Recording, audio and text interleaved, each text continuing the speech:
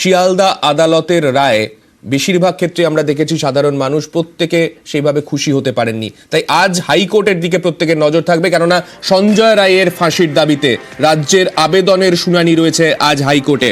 বিচারপতি দেবাংশু বসাকের বেঞ্চে শুনানি হবে।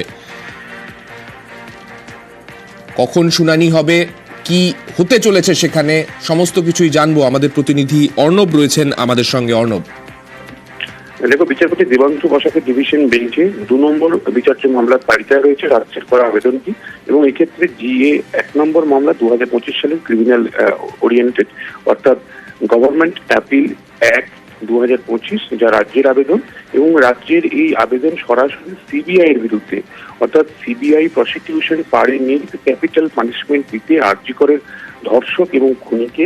সেই জায়গায় সারা রাজ্যের মানুষ, শুধু নয়, মুখ্যমন্ত্রী নিজে প্রকাশ করেছেন মামলায় সফলতা অবস্থায়, এবং সেই জায়গা থেকে রাজ্য সরকার গতকাল যে তৎপরতার মধ্য দিয়ে সকাল থেকে তড়িঘড়ি এই মামলা করার জন্য ঝাঁপিয়েছিল, এবং রাজ্যের হাইকোর্টে যিনি পাবলিক প্রসিকিউটর অর্থাৎ দেবাশিস রায়, তিনি এই মামলা অ্যাডভোকেট অন রেকর্ড হিসেবে রাজ্যের তরফে ফাইল করেছেন, এবং সেই প্রসিকিউশনে কোনো ফাঁকফুঁকু রয়েছে কিনা এবং যাতে ফাঁসির সাজা দেওয়া যায়, যাতে সর্বোচ্চ শাস্তি হয়, সেই আবেদন নিয়ে রাজ্যের এই বিষয়টি রয়েছে।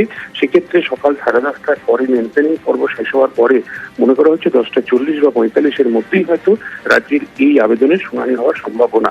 এবং এক্ষেত্রে রাজ্যের আবেদনটি যদি অ্যাডমিশন স্তরে রয়েছে গৃহীত হয়, সেক্ষেত্রে হয়তো বাকি সব পক্ষকে এই মামলায় নোটিশও করা হতে পারে। এখন বিচারপতি দেবাংশু বসাকের পর্যবেক্ষণ কি হয় সেটাই দেখার, সেদিকেই তাকিয়ে রাজ্য এবং রাজ্যের অধিকাংশ মানুষ, যাদের কৌতূহল ফাঁসির সাজা হয় কিনা রাজ্যের এই আবেদনের প্রেক্ষিতে। ধন্যবাদ।